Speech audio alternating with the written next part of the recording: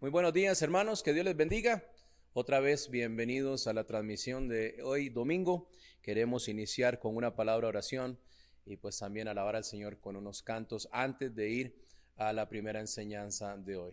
Ahí vamos a inclinar nuestras cabezas, pedirle a Dios su dirección en esta mañana y gracias a todos los que están sintonizados hoy. Esperamos ser de mucha bendición para cada uno. Oremos. Padre bendito, gracias por este día y gracias por, Señor, nuestra vida, la salvación que tenemos en Cristo. Gracias por otra oportunidad para llegar a cada uno de sus hogares, Señor, y gracias por tener la forma de hacerlo, Señor, a través de la tecnología. Pido que hoy tú dirijas cada palabra, Señor, dirija cada corazón a lo que tú quieres con nosotros hoy en cuanto a las enseñanzas de tu palabra especialmente. Gracias, Señor, por protegernos, gracias por tu amor, en el nombre de Cristo Jesús. Amén. Vamos a cantar todas las promesas del Señor Jesús.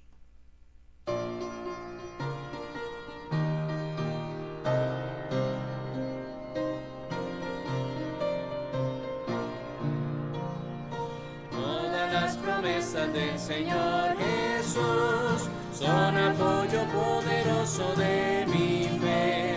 Mientras luche aquí buscando yo su luz, siempre en sus promesas confiaré. Grandes, fieles, las promesas que el Señor Jesús ha dado. Grandes, fieles, en ellas para siempre confiaré. Todas las promesas para el hombre fiel, el Señor en sus bondades cumplirá, y confiando sé que para siempre en Él, paz eterna mi alma gozará.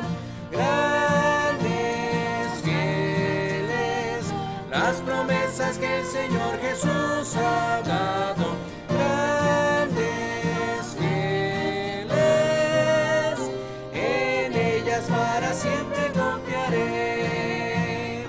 Todas las promesas del Señor serán gozo y fuerza en nuestra vida terrenal. Ellas en la dura lid nos sostendrán y triunfar podremos sobre el mal.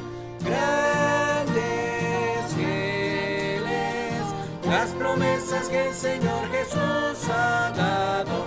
Grandes, fieles, en ellas para siempre confiaré.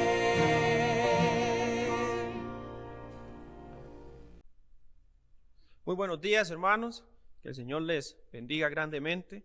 Espero que se encuentren muy bien ahí desde sus casas.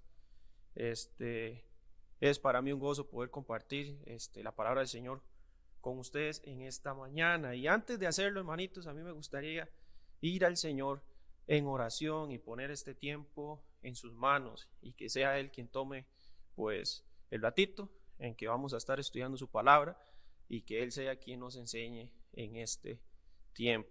Oramos. Señor, muchísimas gracias te damos por lo bueno que tú has sido, Padre Celestial, para con nosotros. Gracias, Señor Dios, por tu cuidado en estos tiempos, Señor Dios, difíciles.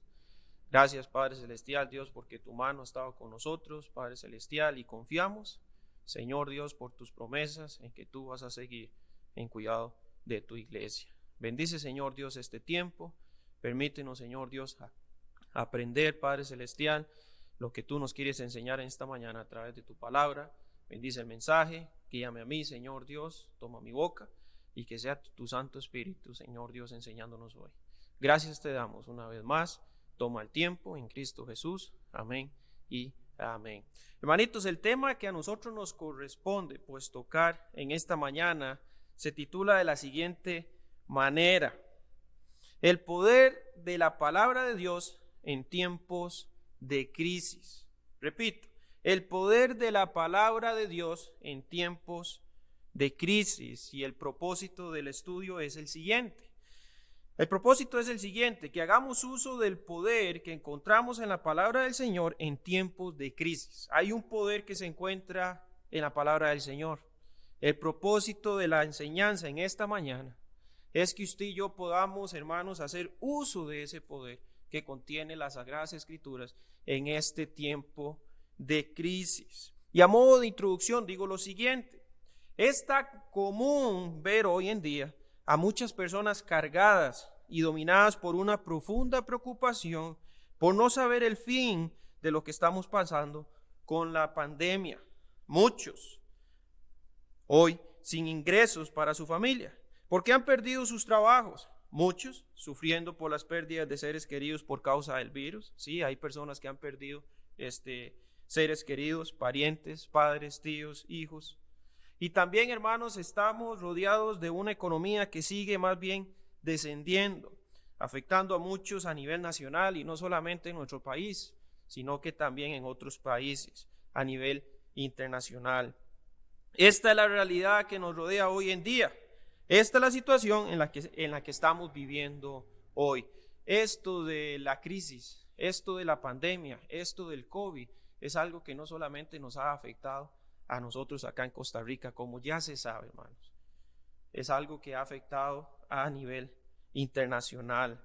La mayoría de personas que están siendo afectados por las consecuencias del virus en nuestro país están en espera de noticias positivas. Usted los ve, cómo ellos están ansiosos, van a las noticias, no se pierden ningún informe noticiero, si no es por medio de la tele, están ahí en Facebook, esperando noticias positivas. Están esperando en que los líderes, nuestros líderes de gobierno y cuerpo médico y cualquier otra ente que está involucrada en trabajar para hacerle alto a la pandemia. Usted ve cómo ellos están atentos y esperanzados en lo que estas personas pueden hacer, el cuerpo médico, los líderes de gobierno y cualquier ente que esté involucrada en parar esto. De cierta forma, usted ve que la esperanza de ellos están puestos en estas personas. Pero dentro del grupo de los que están siendo afectados por el virus se encuentra la iglesia de Cristo. Nosotros como iglesia también estamos siendo afectados. Una prueba muy clara es que hoy no estamos reunidos por lo mismo. Pero nosotros también estamos siendo afectados. Nos encontramos dentro de este grupo, la iglesia de Cristo, el creyente. Pero nosotros, hermanos, tenemos la gran bendición de contar con la palabra del Señor. Contamos con la gran bendición de contar con la palabra del Señor, la cual contiene el poderoso evangelio de Cristo para salvación. Pero no solamente contiene el evangelio poderoso, sino que a la misma vez nos muestra la imagen de un Dios que es Padre, caracterizado por el amor y misericordia extendida hacia sus hijos. Cuando vamos a la Biblia, hermanos, cuando usted y yo vamos a la Biblia, no solamente encontramos ese mensaje precioso que es el evangelio, sino que también la Biblia nos muestra a Dios y nos lo muestra muchas veces como Padre. Y cuando estudiamos a Dios como Padre, es imposible no ver su cuidado para con sus hijos, porque Él es un Padre bueno. Ahora, cuando usted y yo vamos a la Biblia en tiempos de crisis, hermanos, es como ir a un oasis. Es algo que nos refresca. Es algo que nos refresca porque encontramos a un Padre que tiene cuidado de nosotros aún en tiempo de crisis o en tiempo de prueba. Hoy queremos estudiar, hermanos, como he dicho, el poder de la palabra del Señor en tiempo de crisis. Y tenemos que hacernos una pregunta. ¿Es la palabra del Señor poderosa aún en tiempo de crisis? ¿Es la Biblia poderosa aún en tiempo de crisis? Es decir, ¿puede la Biblia animarnos a nosotros en tiempo de crisis? Eso es lo que vamos a estar estudiando en esta mañana. Y yo he estructurado el estudio en 3 puntos, hermanos. Creo que tenemos suficiente tiempo para poder cubrirlos todos. Y el primer punto se titula de la siguiente manera: la Biblia es poderosa. Recuerde que estamos iniciando con una pregunta: ¿es la Biblia poderosa aún en tiempos de crisis? Bueno, esta es la primera respuesta. La Biblia es poderosa. ¿Por qué? Porque aún en tiempos de crisis el mensaje del evangelio es efectivo para cualquier pecador. La Biblia es poderosa porque aún en tiempo de crisis el mensaje del Evangelio es efectivo para cualquier pecador. El Evangelio, hermanos, como poder de Dios para salvación. Es lo que quisiéramos ver como punto A, ahí abajo del punto mayor. El Evangelio como poder de Dios para salvación. Los versículos ya están en el documento, hermanos, que usted puede bajar ahí. Pero si usted quiere, puede ir a buscarlo en la Biblia. Y hoy vamos a estar buscando varios pasajes, aun cuando yo los tengo apuntados acá. Romanos 1:16. Romanos 1:16 nos dice que el Evangelio es poder. Y poder de Dios. Lea ahí conmigo. Estoy en Romanos 1:16. Palabras de Pablo. Dice, porque no me avergüenzo del Evangelio. ¿Por qué? Porque es poder de Dios para salvación a todo aquel que cree, al judío primeramente y también al griego.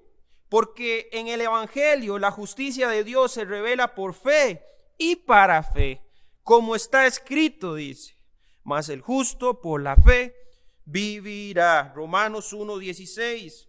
El pasaje, hermanos, este pasaje que acabamos de leer nos muestra un mensaje que se basa en el poder de Dios.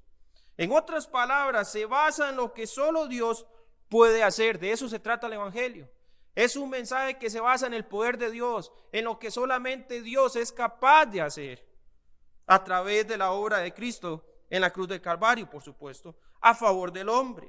Por medio del poder del Evangelio, el hombre ha logrado salvación, y es una salvación eterna. No es una salvación pasajera de X problema, no, es una salvación eterna. Es la salvación de sus pecados. Es la salvación, hermanos, del infierno mismo. Es la salvación del infierno mismo. Cuando usted y yo estábamos sin Cristo, nosotros no era que íbamos para el infierno. Según la Biblia, según la palabra de Dios, según lo que Dios nos dice, nosotros sin Cristo estábamos en el infierno. Estábamos en el infierno, hermanos. Pertenecíamos a un reino de las tinieblas. Estábamos bajo la potestad de Satanás. Mi mamá solía decirme a mí que cuando yo era pequeño, yo era un buen bebé. Ella decía que cuando no estaba durmiendo, estaba comiendo. Y cuando no estaba comiendo, estaba durmiendo. Para ella eso era un buen bebé. Ahora que nosotros tenemos una bebé, para mí sería excelente que Amanda fuera así, aunque es una muy buena bebé. Pero ella decía, usted era un buen bebé. Después, cuando fui joven, cuando ya entré a los 13, 14 años, ella me decía, las canas que usted no me sacó chiquitico, me las está sacando ahora. Yo no recuerdo a qué edad empecé yo a pecar. Si fueron a los 6, si fueron a los 7, que ya entendí lo que era el pecado, o si fue antes. Yo no lo sé. Lo que sí sé, hermanos, es que hasta que yo cumplí los 17 años y acepté a Cristo, desde ese momento yo dejé de ocupar un lugar en el infierno. Desde ese momento, desde que Cristo me salvó, yo dejé de ocupar un lugar en el infierno, porque era ahí donde iba a morar. Era ahí donde iba a morar. Cuando Dios veía a Yanka, veía a un pecador que merecía ir al infierno. Veía a un pecador en el infierno, más bien. Uno que no iba a ser condenado, sino que ya había sido condenado. Ese éramos nosotros. Ahí era donde estábamos todos sin Cristo. Pero por medio del poder del Evangelio, cuando nos alcanzó, Cristo cambió todo, hermanos. Por eso le digo que es un mensaje que se basa en el poder de Dios, porque el tomar a una persona del infierno, pasarla al reino de la luz, es algo que solamente Cristo puede hacer. Es algo que solamente, hermanos, Cristo puede hacer. ¿Cómo es que en un momento Dios nos ve a nosotros sin Cristo y nos ve en el infierno? ¿Y cómo es que ocurre que una vez que nosotros tomamos a Cristo, ya Dios no nos ve en el infierno, sino que ya nos ve en las moradas celestiales con Él? Eso es algo que solamente Dios puede hacer. Eso se llama poder. Su gracia, hermanos, no solamente se extendió a la cruz del Calvario en favor del hombre, sino que también su gracia se extiende en la vida de aquellos que le toman por Salvador. Y eso es algo increíble, porque Dios pudo habernos dado la vida eterna y nos pudo haber dado el cielo, pudo haber hecho su trabajo hasta la cruz del Calvario y ya hubiera sido suficiente. Pero Dios en su misericordia dice: yo no te extiendo mi gracia solamente hasta la cruz, te extiendo mi gracia una vez también que eres mi hijo. Y eso es lo que vamos a ver. El evangelio como poder de Dios para salvación, pero también tenemos que ver el evangelio como poder de Dios para transformar al hombre. Mire 1 Corintios 5:17, hermanos. Es un versículo muy conocido. 1 Corintios 5:17. Vamos a ver cómo la gracia de Dios se extiende en la vida de sus hijos. 1 Corintios 5:17. Dice de la siguiente manera, un texto muy conocido, 5:17 de 1 Corintios, 2 de Corintios, 5:17. Si usted ya bajó el documento, hermanos, haga una corrección ahí y póngale que es 2 de Corintios 5:17. Podemos leer desde el 16. De manera que nosotros de aquí en adelante a nadie conocemos según la carne, y aún así a Cristo conocimos según la carne. Ya no lo conocemos así. De modo que si alguno está en Cristo, dice la Biblia, nueva criatura es. ¿Notó eso? De modo que una vez en que usted y yo, hermanos, tomamos a Cristo como nuestro Salvador, pasamos a ser transformados a una nueva criatura. Dice que ya la vida antigua, todo lo que hicimos allá en el pasado, ya pasó. Dice que todo ahora en adelante es nuevo. Todo en adelante es nuevo. El resultado, hermanos, del poder del evangelio es aplicado inmediatamente en el hombre, convirtiéndose en Cristo como una nueva criatura. No solamente el Señor nos saca del infierno y nos pasa al reino de la luz, sino que el Señor empieza a trabajar en nosotros. Empieza a formarnos, empieza a educarnos en cómo debemos de caminar. Y usted y yo parecemos niños cuando iniciamos nuestra vida cristiana. Traíamos un montón de cosas que arrastrábamos. Y una vez que el Señor empezó a instruirnos en su palabra a través de las enseñanzas, usted y yo pudimos dejar muchas cosas que traíamos. Ese trabajo solamente Dios lo puede hacer a través de su palabra. Pienso en el ladrón, pienso en el drogadicto, pienso en el borracho, pienso en el mentiroso, pienso en la prostituta, pienso en el homosexual, en la lesbiana. Una vez que todos estos, hermanos, llegan en Cristo, llegan a Cristo, su condición cambia completamente. Cambia completamente su condición. El drogadicto, el alcohólico. ¿Ha notado usted la vida, hermanos, de aquellas personas que tienen problemas con el alcohol? ¿Ha notado usted aquellos jóvenes que están metidos en drogas? El tipo de vida que ellos llevan. Muchos de ellos ya no viven en sus casas porque han llegado a un punto de que les empieza a robar a sus propios familiares con tal de saciar esa adicción. Igual es el alcohólico. Igual. Pongo simplemente estos dos ejemplos por el tiempo que tenemos. ¿Cómo es que estas personas pueden cambiar sus vidas a través de Cristo? ¿Cómo? Por medio del poder de Dios. Por medio del poder de Dios. Dios transforma al pecador. Dios transforma al pecador, hermanos. El resultado del evangelio en aquel que le recibe es inmediato. Es inmediato. Piense en el ladrón de la cruz. Cuando yo estaba pensando en este punto, se me venía el ladrón en la cruz. Ese hombre hizo el mejor negocio de su vida. El mejor negocio de su vida. Cuando él estaba ahí a la par de Cristo y había otro ladrón que le decía: si eres el Hijo de Dios, ¿por qué simplemente no te bajas? Y el otro ladrón le decía: este hombre no ha hecho nada. Nosotros merecemos estar aquí. dirigiéndose al ladrón que estaba ya al otro lado de Cristo. Cuando él terminó de decir esto, se dirige a Cristo y le dice a Cristo: acuérdate de mí cuando estés en el paraíso. Jesús le dijo: hoy mismo estarás conmigo en el paraíso. Hoy mismo estarás conmigo en el paraíso. El resultado del evangelio es inmediato. Hermanos, es inmediato.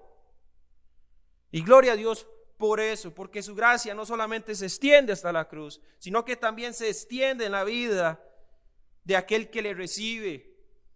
El evangelio como poder de Dios para transformar al hombre, pero también tenemos que ver el evangelio como poder de Dios llevado por su espíritu al corazón del hombre. Porque es Dios quien lleva el mensaje, es Dios quien quebranta los corazones por medio de su espíritu. Y ahí es donde se muestra una vez más el amor de Dios. Porque Dios pudo haber hecho su obra en la cruz del Calvario y haber pensado: el que quiere tomarla, que la tome. Pero Él va más allá en su misericordia y se preocupa por el perdido. Y dice: yo me voy a encargar por medio de mi espíritu a llevar el mensaje y quebrantar los corazones. Ese es nuestro Dios. Dice 1 Corintios 3, 6 y 7. Usted puede buscarlo, hermanos, yo ya lo tengo apuntado. Dice de la siguiente manera, 1 Corintios 3, 6 y 7.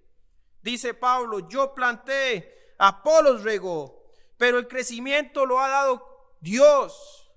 Así que ni el que planta es algo, ni el que riega, sino Dios que da el crecimiento. La idea aquí es que es Dios quien hace el trabajo. Es Dios quien se encarga de convencer al pecador y quebrantar su corazón. Nosotros solamente llevamos el evangelio. Es el trabajo que nos corresponde, comunicarlo. Pero usted y yo no tenemos el poder de quebrantar el corazón de una persona. Cuidado, hermanos, en sentirnos en que somos muy cargas por ganar a muchos. Nosotros no hacemos nada en cuanto a la obra de quebrantar un corazón. Ese es Dios. Cuidado de empalmearnos por detrás y decir: qué buen ganador de almas soy. No, solamente soy un vocero. Solamente soy un vocero. El que hace la obra es Dios. Y la hace porque Él tiene misericordia del perdido. Es Dios quien se encarga en trabajar. Es Dios quien se encarga en formar el corazón del hombre por medio de su mensaje. Si hoy podemos caminar, hermanos, nosotros como creyentes, si hoy usted y yo podemos caminar en la vida cristiana y ser capaces de honrar a Dios con nuestras vidas, es por medio de lo que Él ha quitado y restaurado en nuestros corazones. Si hoy usted y yo podemos tener un caminar limpio en nuestra vida cristiana, si hoy usted y yo podemos lograr glorificar su nombre, no es porque somos muy cargas, sino es por lo que el Señor ha hecho, sino es por lo que el Señor ha quitado y ha transformado en nuestros corazones. Porque yo no sé, hermanos, qué testimonio o qué vida antigua tenía usted antes. Yo no sé si usted era un drogadicto, no sé si usted era un deshonesto, no sé si usted era un mentiroso, no conozco mucho su vida, sé quién era yo. Ahora tal vez usted dice: hermanos, nada de eso fui yo más bien nací en la iglesia, fui salvo un montón de años luego, pero nunca tuve una vida así. Al final, hermanos, todos estábamos en el infierno si no teníamos a Cristo. Todos estábamos en el infierno. Gracias a Dios, hermanos, por lo que Él ha quitado de nuestro corazón y ha restaurado para poder honrarle a Él hoy. Ahora, cualquiera podría pensar: está bien, predicador, lo dicho, pero ¿en qué me ayuda esto en tiempo de crisis? Estamos viendo, predicador, el poder de las escrituras en tiempo de crisis. ¿En qué me ayuda esto? ¿En qué me ayuda a ver el poder del evangelio en tiempo de las crisis? La verdad, hermanos, es que nos ayuda de mucho. Cuando analizamos el mensaje de la salvación, cuando analizamos el poder de ese mensaje, cuando analizamos cómo Dios actúa a través de ese mensaje, esto es algo que nos debe de ayudar mucho, que nos debe de animar. A mí me hace recordar en este tiempo en que estamos pasando, en este tiempo de crisis, me hace recordar en el tiempo de crisis en que yo estaba sin Cristo. Eso es lo que me hace recordar. Cuando veo el Evangelio, cuando veo la consecuencia de aquellos que no la han recibido, me pongo a pensar en el tiempo de crisis en el que yo estaba. ¿Sabe una cosa? Esto de la pandemia, hermanos, llegará un día donde se va a terminar. Todos queremos que sea pronto, pero no ha sido la única pandemia que ha golpeado al mundo. Al mundo. El tener, hermanos, el problema del pecado encima, aún no resuelto por la sangre de Cristo, eso es una pandemia o una crisis que es eterna, eterna. Gloria a Dios, hermanos, porque muchos hoy estamos liberados de esa crisis o de la condenación del pecado por medio de Cristo.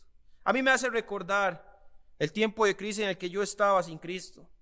De paso me hace recordar en mi labor como creyente en tiempos difíciles de comunicar este mensaje. Y a la vez nos debe de animar ver que el poder de Dios todavía sigue, hermanos, ganando almas en tiempo de crisis, porque lo ha hecho. Como yo le decía antes, ha habido tiempos de crisis, han habido tiempos difíciles. La iglesia pasó en tiempos difíciles. En sus inicios padeció persecución y en medio de la persecución el evangelio, hermanos, fue comunicado y llegó y quebrantó corazones. Y muchos más se fueron agregando al cuerpo de Cristo. El mensaje poderoso del evangelio ha permanecido. Y gloria a Dios por eso, porque llegó hasta donde nosotros. Como segundo punto, hermanos, la Biblia es poderosa. ¿Es poderosa la Biblia en tiempo de crisis? Recuerde que estamos contestando esa pregunta. ¿Es la Biblia poderosa de tiempo de crisis? Segunda respuesta, la Biblia es poderosa. Por supuesto que sí, por su palabra que es viva y es eficaz para llegar al corazón del hombre. La Biblia es poderosa por su palabra, porque es viva y eficaz para llegar al corazón del hombre. Y necesitamos ver un versículo, hermanos. Necesitamos ver un versículo que es Hebreos 4:12. Si vamos a hablar del poder que contiene la palabra del Señor, necesitamos ver este versículo. Hebreos 4:12. Búsquenlo ahí. Hebreos 4:12. Si usted se viene conectando, hermanos, estamos en el segundo punto de la enseñanza y estamos hablando del poder de la palabra del Señor. Vamos a tratar de hacerles ver que la palabra del Señor es viva y es eficaz para llegar al corazón del hombre. Ahí es donde estamos, si usted se viene conectando hasta ahorita. Hebreos 4:12. Hebreos 4:12 dice, porque la palabra de Dios, esta palabra que usted y yo tenemos, porque la palabra de Dios es viva y es eficaz. No solamente es viva, sino que dice que es eficaz y más cortante que toda espada de dos filos, y penetra hasta partir el alma y el espíritu, las coyunturas y los tuétanos, y discierne los pensamientos y las intenciones del corazón. Este pasaje, hermanos, inicia describiendo a la palabra del Señor y nos dice que es una palabra que es viva. Nos dice que es una palabra que es eficaz. Se le compara también como una espada o con una espada muy filosa. Tiene dos filos, dice. Pero además de que la compara, hermanos, como una espada de doble filo, nos describe también la forma en la que ésta trabaja en el corazón una vez que el hombre decide escucharla a propósito. Nos enseña la forma en la que ésta trabaja. No, la compara así con una espada de dos filos, y muchas personas cuando tocan este mensaje señalan primeramente esta comparación. Yo quisiera señalar el impacto que él tiene en la vida de aquellos que escuchan la palabra del Señor a propósito. Analicemos su impacto. Quiero analizar su impacto. Dice el versículo, tomo una frase del versículo que dice, penetra hasta partir el alma y el espíritu. La palabra del Señor tiene el poder de llevar al hombre cara a cara con Dios. Hermanos, la palabra del Señor tiene el poder de llevar al hombre cara a cara con Dios. ¿Por qué lo lleva cara a cara con Dios? Porque la palabra del Señor fue inspirada por Dios. Esta palabra que usted y yo contenemos salió del pensamiento de Dios, salió del corazón de Dios. Por medio de esta palabra el Señor nos habla. Él se manifiesta su deseo por medio de esta palabra. Cuando el hombre es confrontado con esta palabra, es Dios quien lo está confrontando. Es por eso que digo que tiene el poder de llevar al hombre cara a cara con Dios y mostrarle a través de ella cuál es su condición, cuál es la condición del hombre. Y le muestra quién es Dios, poniendo, hermanos, por el suelo el orgullo del hombre, dejando la justicia del hombre como un medio insuficiente, donde sus ideas que forman un estilo de vida por alcanzar el cielo se desvanece. La gente tiene ideas de cómo alcanzar el cielo. Si usted y yo hoy saliéramos y le preguntáramos a la gente cómo va a llegar al cielo, usted verá que tiene algunos su plan, otros ni siquiera saben. Otros se creen suficientemente justos, otros son muy orgullosos. Pero la palabra del Señor quebranta todo esto, hermano. Lo pone por el suelo. Le hace ver al hombre cuál es su condición y cuál es su necesidad. Quebranta, hermanos. Penetra el alma. También dice, discierne los pensamientos y las intenciones del corazón. La Biblia, hermanos, tiene el poder de sacar a la luz lo que está en la mente del hombre y lo que mora en su corazón. ¿Por qué? ¿Por qué la Biblia tiene ese poder? Recuerde que es la palabra de Dios. Y Dios conoce al hombre. Dios sabe lo que hay en nuestro pensamiento y lo que hay en nuestro corazón. Dice que Él sabe la cantidad de cabellos que tenemos. Él lo sabe todo. Él lo sabe todo. La Biblia dice que la Biblia tiene el poder ella misma de sacar a la luz todo lo que está en la mente del hombre. Una mente y un corazón cargado que solo muestra una vida cargada de deseos pecaminosos. Así era como estaba nuestra mente y nuestro corazón un día. Cargados de vileza, de pensamientos contaminados por el pecado. Cuando yo llegué a la Biblia, hermanos, cuando fui confrontado a la Biblia, todo fue puesto a la luz. Todo fue puesto a la luz. Fue como que la persona que me estaba hablando sabía todo lo que yo hacía. Él no sabía nada. Él solamente estaba usando la palabra del Señor. Es por este efecto,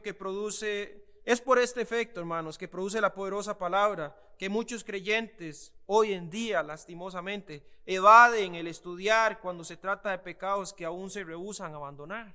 Hay creyentes que tienen ciertos pecados que rehúsan abandonar. Es que yo no sé, yo necesito hacer esto en mi trabajo para poder lograr esto. Dios, usted sabe, recibo cierta comisión y con esta comisión usted sabe que puedo dar a misiones, puedo dar a los diezmos, pero si esto se me quita, entonces ya no puedo hacerlo. Hay pecaditos. Es que yo tengo que ver esto, no lo veo mucho en mi teléfono, pero algunas veces lo veo. Cuidado, hermanos, con tener pecado en nuestro corazón, con tener todavía pecado en nuestra mente, porque cuando hay pecado en nuestra mente y lo sabemos, entonces usted y yo vamos a andarle de larguito a la Biblia, le vamos a andar de larguito. ¿Sabe por qué? Porque ella se va a encargar de confrontarnos. Es la palabra de Dios y Dios nos conoce.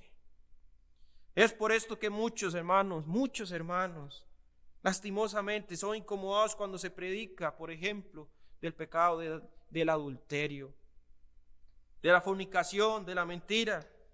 Yo sé que son pecados que ni siquiera debían de nombrarse, pero muchos podrían tener estos pecados muy guardados en su vida. Pecado de la mentira, pecado de la deshonestidad, pecado del desinterés y la apatía que mora en la vida de muchos creyentes por la obra de Dios.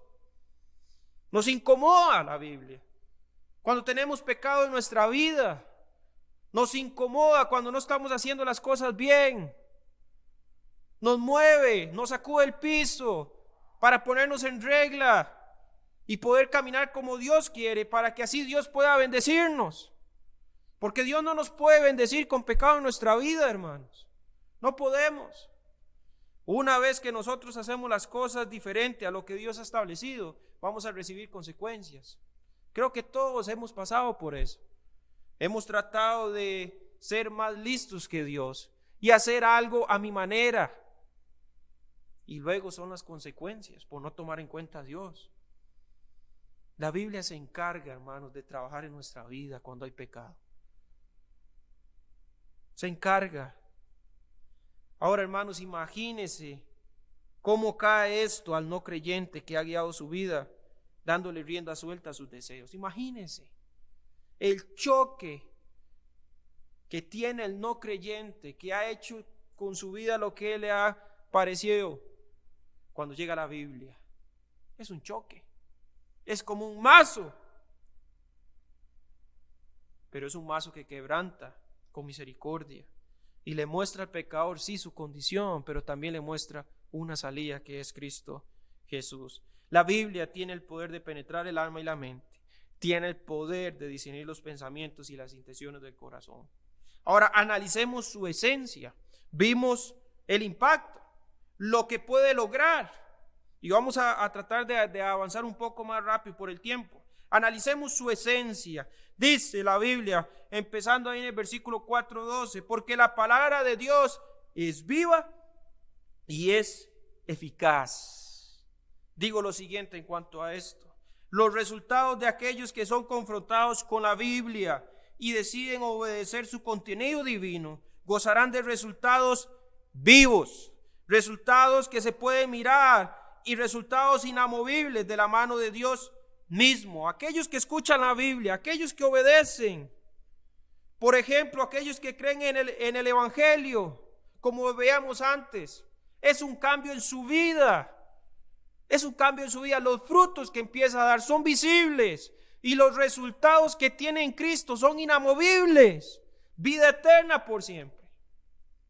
Salvación eterna. Su salvación descansa en Cristo. Son resultados inamovibles. Son frutos visibles. Recuerdo una vez cuando estaba en Palmares, estaba muchachillo, tenía como 20 años. Y había un ministerio de jóvenes adultos. Era liderado por el pastor Samuel. Y éramos varios. Este grupo se dividía en grupos una vez al mes. Y cuando nos dividíamos era para salir y testificar a otros lugares. Y recuerdo una vez, hermanos, que fue a una casa ahí cerca de la iglesia. Un hermano, un domingo, unos días antes, había traído a su suegro a un picnic que habíamos tenido ahí en la iglesia. Y a él le gustó mucho la iglesia y más el tiempo luego del picnic y toda la comunión. Y la cuestión fue que este señor, el que trajo a su suegro, era un hermano de la iglesia. Y este hermano me invitó a ir a su casa. Él dijo: mi suegro se queda hoy domingo y se queda mañana lunes con mi suegra. A mí me gustaría que viniera para hablar un ratico de la Biblia. A mí me cayó bienísimo porque no tenía una cita y ya me correspondía a mí visitar a alguien. Entonces fui con otro hermano de la iglesia, con otro joven adulto. Y cuando yo llegué ahí a la sala, ¿verdad? Ya para iniciar, salieron dos señores de la cocina. Yo no recordaba cuál señor era. Él solamente me dijo: mi suegro. Yo no sabía ni siquiera que estaba en el picnic ahí con nosotros. Pero cuando llegué yo vi que era un señor ya canoso y una señora ya mayor. Y yo dije: hoy va a estar interesante. De una vez a como entraron, el yerno se me acercó y me dijo: ellos son católicos, de aquellos bravos.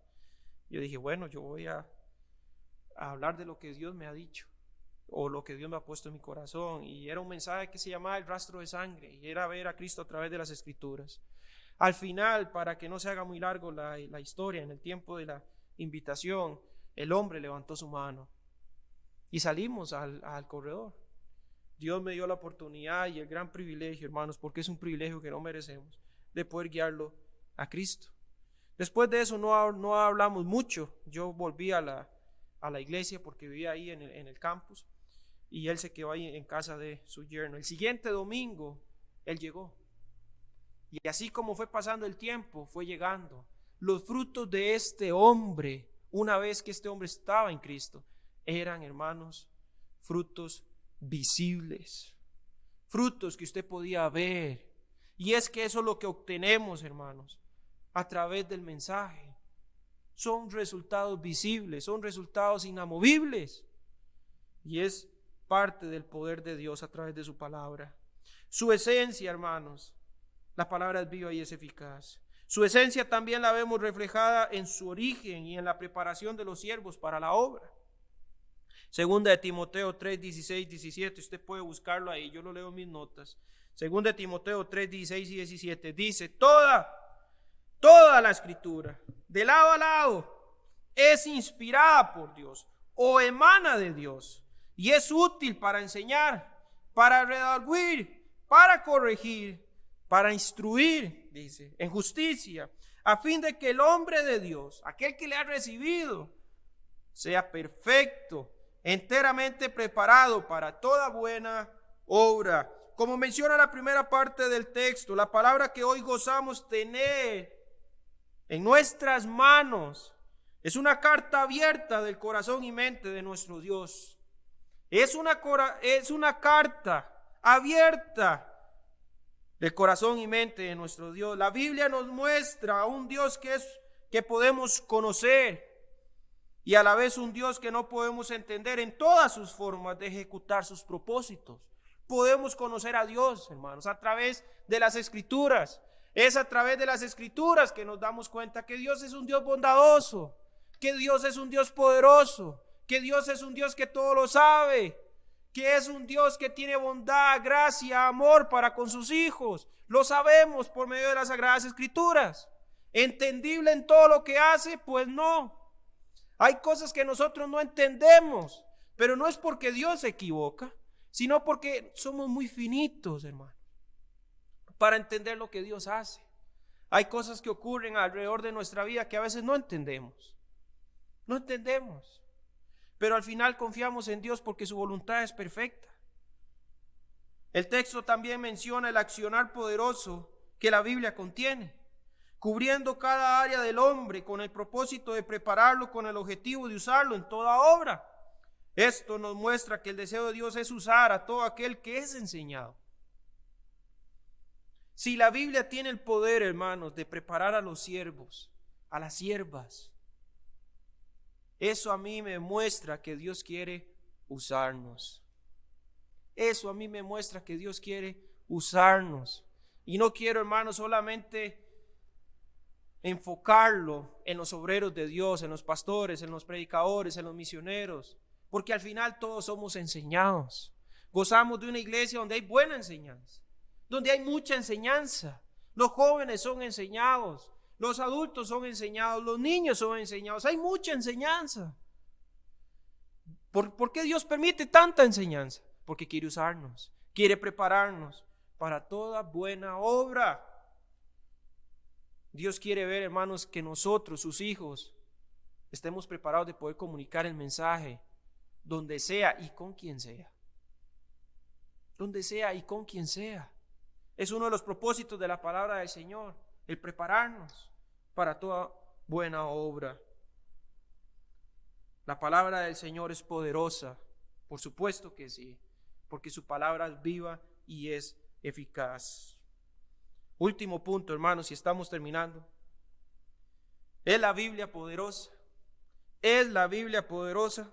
Déjeme darle uno más. La Biblia es poderosa porque alienta el corazón en tiempos de crisis. La Biblia es poderosa porque alienta el corazón en tiempo de crisis. Un punto tal vez más enfocado en lo que podíamos estar pasando o lo que muchos podían estar pasando en este tiempo. Como decíamos antes, entre más vamos a la Biblia y nos profundizamos en ella, más conocemos a Dios.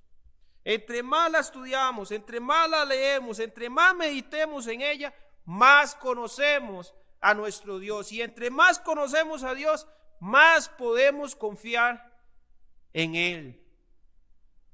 Hace algunos días en el trabajo, una señora se me acercó. En el currículo donde cuando yo entré a esa empresa, yo puse que era cristiano. que era pastor, de una vez, como para establecer las cosas. Ella se dio cuenta y ella vino a mí un día, ahí. Estaba acomodando unas bombas de agua y ella llegó. Me dijo, Yanka, vieras que tengo un problema. Vieras que yo voy a Dios, deposito mis problemas, pero salgo igual. Voy a Dios, deposito mis problemas y salgo igual, decía. Y yo le decía a ella, ¿usted lee la Biblia? Y ella decía, no. Entonces, si usted no lee la Biblia, ¿cómo sabe que hay un Dios? El cual usted le puede llevar sus problemas. Y ella dijo, bueno, es que yo soy católica y a mí me dijeron que había un Dios, una virgencita, que Cristo vino, el Hijo de María, la Madre de Dios, decía ella, a salvar nuestros pecados. ¿Y es eso lo que usted sabe? Sí, dice. Yo le decía, yo tengo la respuesta bíblica, por supuesto que sí. La Biblia dice que los hijos de Dios pueden ir y depositar sus cargas y descansar en Él, los hijos de Dios, aquellos que conocemos a Dios, aquellos que sabemos que Dios toma nuestras cargas y las hace ligeras en Él, para que nosotros podamos seguir caminando. Yo conozco a Dios por lo que la Biblia dice y sé que Él hace esto, pero usted, ¿cómo puede ir a alguien que usted no conoce y depositar sus cargas? Porque ella decía, es que no salgo descansada, salgo igual. Yo decía, porque usted no está confiando al final. ¿Y cómo va a confiar en un Dios que usted no conoce? Por supuesto, luego pasamos al tema de la salvación y todo esto. Pero ella decía esto. Usted y yo, hermanos, podemos descansar en Dios, por supuesto, en los tiempos difíciles, por la promesa que Él nos ha dado, la promesa que le ha dado a sus hijos. Analicemos en las Escrituras los que el Padre ha prometido a sus hijos en tiempos difíciles. Miremos lo que Dios ha prometido para nosotros en tiempos difíciles. Dios toma las necesidades de sus hijos y les hace descansar. Dios ha prometido tomar nuestras necesidades y hacernos descansar. Promesa de Dios, tiene el sello de Dios. Filipenses 4, 6 y 7. Filipenses, hermano, búsquelo ahí, por favor. Filipenses 4, 6 y 7. Filipenses, texto súper conocido. En lo personal, uno de mis favoritos. Filipenses 4, 6 y 7. Inicia la Biblia diciendo lo siguiente: por nada estéis afanosos, por nada. Por nada. ¿Está la crisis dentro de esta frase? Por nada, por supuesto que sí. Nada es nada. Y la Biblia dice, por nada estéis afanosos. Aún en tiempo de crisis, aún en tiempo de crisis. Si no sean conocidas vuestras peticiones delante de Dios, dice. ¿De qué manera? En oración, con ruego, con acciones de gracias. ¿Y qué ocurre cuando yo llevo mis peticiones delante de Dios? Aquellas que ya me pesan, dice que Dios las toma, pero también da paz. Versículo 7, y la paz de Dios, que sobrepasa todo entendimiento, guardará vuestros corazones y vuestros pensamientos en Cristo Jesús. Sí, Dios toma nuestras necesidades. Hermanos, Dios toma nuestras necesidades. Nos da la paz. Nos da la paz que guarda nuestra mente y nuestros corazones en tiempo de crisis, pero nosotros necesitamos llevar nuestras peticiones delante de Él. Dice, sean conocidas vuestras peticiones. Cualquiera que lo lee rápido podría obtener la idea de que Dios no conoce nuestras peticiones. No, el Señor ya sabe antes que la mencionemos. Pero lo que Dios quiere es ver que nosotros dependemos de Él, de que confiamos en Él para ir y depositar lo que me está pasando en estos tiempos difíciles. Dios quiere saber nuestras peticiones. Muchas veces queremos que Dios trabaje en favor de las necesidades que se presentan en nuestra vida. Queremos que Dios trabaje pronto, que resuelva el problema pronto. Me quedé sin trabajo, yo quisiera que Dios me dé trabajo el día siguiente. Así somos, hermanos. Queremos que nuestras necesidades se resuelvan pronto. Así es como queremos que Dios trabaje.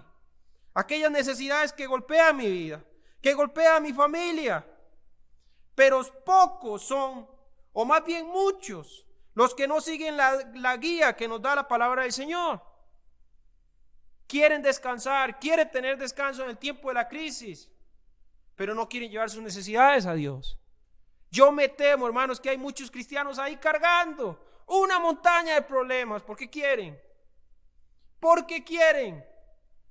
Si hoy hay alguno preocupado, si hay alguno hoy que ha entrado en cierto grado de desesperación por todo esto, es porque usted quiere estar así. Hermano, usted no está viendo la crisis, usted no está viendo cómo ha afectado. Por supuesto que sí, hermanos. Yo vivo en el mismo país de ustedes, pero también tengo el mismo Dios. Y Dios me dice que yo puedo llevar mis necesidades a Él y Él las va a tomar. No es que las necesidades van a desaparecer por completo, pero la Biblia dice que Él promete darme paz para seguir en medio de las necesidades. Es lo que Dios hace, nos hace descansar. En resumen, podemos tener paz en medio de la crisis. Hermano, usted y yo podemos tener paz. Podemos tener paz. Antes, a modo de introducción, yo decía que hay mucha gente esperanzada en lo que los líderes pueden hacer. Si no me equivoco, ayer hubo un noticiero. Dijeron que los casos aumentaron un poco. Yo me imaginaba a esta gente que está esperanzada en todo lo que esta gente está haciendo. ¿Cómo se pudieron sentir al ver que la cosa subió un poco? Yo espero, hermanos, que nuestra confianza esté en Dios. Y cuando esto se anuncie, no nos va a asustar, porque Dios tiene el control. Podemos llevar nuestras necesidades delante de Él. ¿Está usted sin trabajo, hermano? ¿Está usted socado económicamente? Dios lo sabe. Dios lo sabe. Dios sabe cuáles son nuestras necesidades. Llevémoslas a Él y Dios va a hacer la obra. Yo le decía a los hermanos de Liberia hace 2 semanas que tuve el privilegio de poder compartir con ellos. Yo les decía, confíe usted en Dios, espere usted en Dios y usted va a ver a Dios actuar. Usted va a ver a Dios actuar, hermanos, y es así como Dios lo hace. Es así como Dios lo hace. Venga, espere en mí, descanse en mí, confíe en mí y yo lo voy a hacer descansar y le voy a bendecir. Pero también Dios ha prometido la provisión a sus hijos. Vea que son cosas que Dios promete, hermanos. Tienen la firma de Dios. Promete tomar nuestras necesidades y Dios ha prometido la provisión a sus hijos. Y Dios no es hombre para que sea mentiroso. Hermano, nuestro Dios no es hombre para que sea mentiroso. Si Él dijo que lo va a hacer, Él lo va a hacer. Mire Mateo 6:25. Vamos a brincar ahí en el capítulo 6 de Mateo y vamos a ver 3 versículos importantes, claves en cuanto a esto que quiero decirles. Mateo 6, versículo 25. Búsquelo ahí en su Biblia, hermano. Subráyelo. Mateo 6, 25. Subráyelo. Mateo 6, versículo 25. Palabras de Jesús. Por tanto, dice, por tanto os digo, no os afanéis por vuestra vida, ¿qué habéis de comer o qué habéis de beber? Ni por vuestro cuerpo, ¿qué habéis de vestir? ¿No es la vida más que el alimento y el cuerpo más que el vestido? Versículo 31. No os afanéis pues diciendo, ¿qué comeremos? ¿O qué beberemos? ¿O qué vestiremos? Versículo 32. Porque los gentiles buscan todas estas cosas, pero vuestro Padre Celestial sabe que tenéis necesidad de estas cosas. Dios sabe que tenemos necesidad de estas cosas, del vestido, del alimento. Dios sabe, hermanos, lo que necesitamos para vivir. Usted podría decir, sí, hermano, pero los tiempos han cambiado y hay otras necesidades que se han convertido en necesidades básicas. Dios sabe también. Hoy hay que pagar el agua, hoy hay que pagar la luz. Hay gastos, hay cuentas, hay que pagar un alquiler. Dios lo sabe. Dios lo sabe. Pero vuestro Padre Celestial sabe que tenéis necesidad de todas estas cosas. Dios ha prometido proveer. Nuestras necesidades básicas no son desconocidas para nuestro Dios, hermanos. Por supuesto que no. ¿Qué tipo de padre sería si no conociera cuáles son nuestras necesidades? Pero Él las conoce. Él las conoce. Lo vemos claramente en la última frase del versículo 32 que leía. Pero vuestro Padre Celestial sabe que tenéis necesidades de todas estas cosas. De todas estas cosas. Jesús señala, hermanos, la falta de fe en muchos como el promotor del afán y la incertidumbre en la vida del creyente por conseguir lo que Dios ya ha prometido. ¿Por qué hoy nos afanamos por conseguir lo que Dios ha prometido? Y no estoy diciendo, hermanos, que se siente en un sillón y que no trabaje. No estoy diciendo eso. Porque Dios dice que el que no trabaja, que no come. Pero ¿qué hacemos cuando no hay trabajo? ¿Será que Dios va a decir, como usted no trabaja, no come? No, Dios sabe si no tenemos trabajo. Dios sabe, y Dios sabe que cuando hay un trabajo salimos a trabajar y nos esforzamos. Y Dios nos bendice, por supuesto que sí. Pero hay muchas veces que nos afanamos por conseguir las cosas que Dios ya ha prometido. No tengo trabajo, nadie me da trabajo, ¿cómo hago? ¿Será que robo? ¿Será que robo por mi familia? ¿Estará bien robar por mi familia? No, Dios ha dicho, no robe. Yo me encargo de las necesidades. Esperemos en Dios. Esperemos en Dios. Él conoce nuestras necesidades. Usted podría decir, hermano, qué fácil que es decir esperemos en Dios. No, yo sé que tal vez puede ser que no sea fácil. Yo sé que tal vez no es fácil. Pero ahí es donde juega un papel muy importante nuestra fe y la confianza que tengamos en nuestro Dios. Jesús señala el problema, nos dice el por qué nos afanamos. Verso 30, al final, hermanos, Jesús hace una pregunta. Podemos leerlo todo. Y si la hierba del campo que hoy es, estoy en Mateo 6, versículo 30. Y si la hierba del campo que hoy es y mañana se echa en el horno, Dios la viste así, ¿no hará mucho más a vosotros, hombres de poca fe? Unos versículos antes Jesús está diciendo, mire las aves, que no ciegan ni cosechan y no recogen graneros, y Dios las alimenta. Mire los lirios cómo se visten. Mírenlos. En el versículo 26, casi la última parte, Jesús dice, ¿no valéis vosotros mucho más que ellas?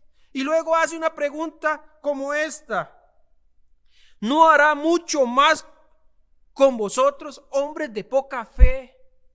Yo trataba de pensar. Yo decía, si yo hubiera estado ahí cuando Jesús dijo eso, yo creo que hubiera sido en tono de molestia. Yo creo que Jesús cuando hizo esa pregunta, tal vez estaba un poco molesto de ver la incredulidad de muchos.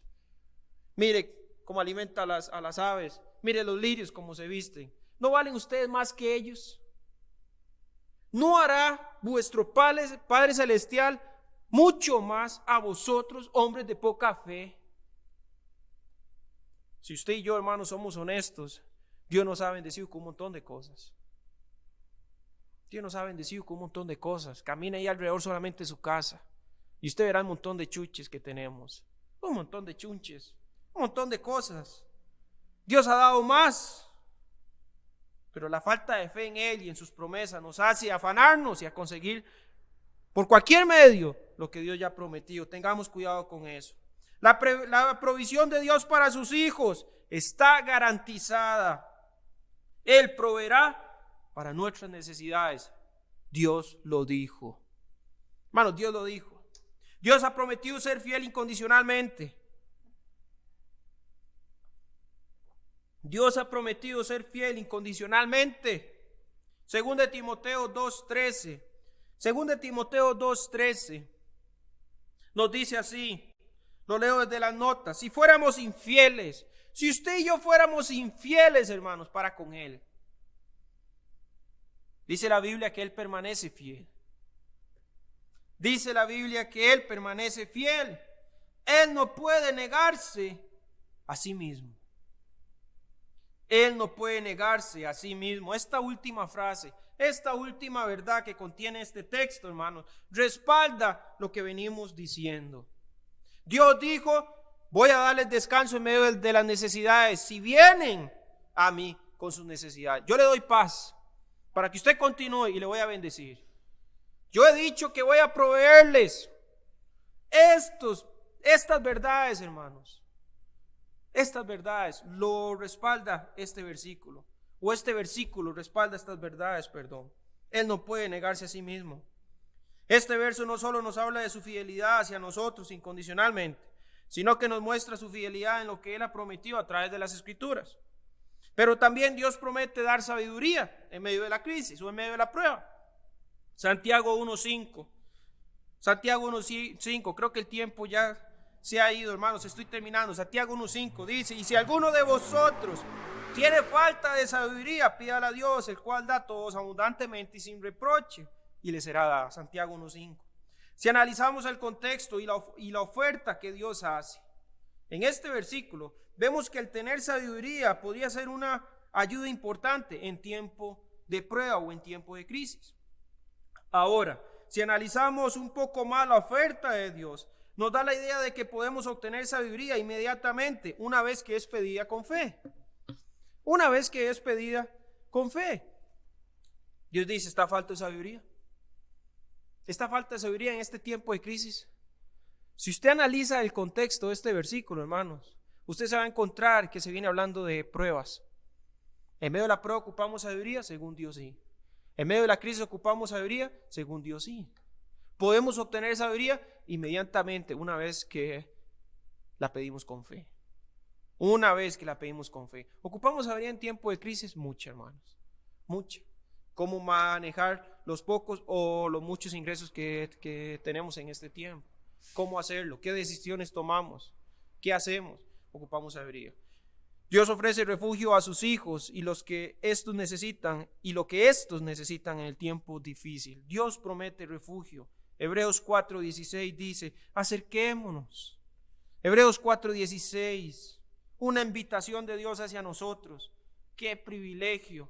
Mire cómo inicia el versículo: acerquémonos, acérquense pues confiadamente al trono de la gracia para alcanzar misericordia y hallar gracia para el oportuno socorro. Acérquese, venga confiado delante del trono. Yo soy el Rey, dice Dios, el que extiendo misericordia y el que extiendo gracia. Eso es un refugio. Es emocionante cómo el texto inicia con una invitación a acercarse al que está sentado en el trono. Pero no solamente vemos la invitación, sino que a la misma vez describe un rey que está lleno de gracia para otorgar gracia. Está lleno de misericordia para otorgar misericordia. En este caso entendemos que este rey es Dios, por supuesto, y que la invitación se extiende a nosotros. Usted puede decir: hermano, yo he llevado mis necesidades, Dios me ha dado paz, pero me he sentido cansado, me he sentido agotado en este tiempo de crisis. No he dejado de leer mi Biblia, no he dejado de alabar a Dios y de confiar a Dios, pero a veces me siento sin fuerzas. A veces me siento sin fuerzas. Dios nos está diciendo: venga, acérquese. Es como ir al consultorio de Dios. Es como que Dios nos está diciendo: venga, acuéstese ahí en la camita un ratico. Acuéstese ahí en la cama un ratico. Descanse. Descanse. Aquí en mi reposo, descanse. Descanse. Mientras que yo le otorgo gracia y le otorgo misericordia para que usted siga avanzando en su vida. Eso es refugio. Hermanos, eso es refugio. Dios ofrece refugio a sus hijos. Dios ofrece refugio a sus hijos. Yo veo personalmente y tomo esto como un lugar de descanso, como un lugar de refugio donde es Dios quien atiende y fortalece a sus hijos. Es Dios quien nos atiende, hermano. Es Dios quien está en el trono. Y es Dios quien ejerce sabiduría, misericordia y gracia. El rey David fue uno que disfrutó refugiarse en Dios. El rey David fue uno que disfrutó refugiarse en Dios y gozar de su cuidado, de su gracia, de su misericordia. Leo para ustedes Salmo 62:7, si usted quiere buscarlo ahí en su Biblia. Salmo 62:7 dice, palabras de David: alma mía, en Dios solamente reposa, dice, porque de Él es mi esperanza. Él solamente es mi roca y mi salvación, es mi refugio, no resbalaré. En Dios está mi salvación y mi gloria, en Dios está mi roca fuerte y mi refugio. Tome esta invitación que Dios le hace. Hermanos, tomemos esta invitación que Dios nos hace. Descansemos en Él. reposemos en Él y vamos a ser beneficiarios de su gracia y de su misericordia para seguir en estos tiempos de crisis. A modo de conclusión digo lo siguiente, hermanos. Hemos tratado de ver el poder de la palabra en tiempos de crisis, dividiendo el estudio en 3 partes. Vimos, como primero, la palabra es poderosa porque el mensaje del evangelio permanece en tiempos de crisis. Ese fue el primer punto. Vimos también que la palabra es poderosa porque es viva y eficaz. Y vimos también que la palabra es poderosa porque alienta el corazón en tiempo de crisis. En tiempo de crisis. Yo le insto, hermanos, les animo a hacer la palabra del Señor, este libro, hermanos, su fiel compañero en su peregrinaje por este mundo. Les insto, hermanos, a ir a ellas. Alienta y anima el corazón. Alienta y anima el corazón. Que sea su fiel compañera. Que sea nuestra fiel compañera. Gloria a Dios por su palabra y el poder que hay en ella. Dios les bendiga, hermanos.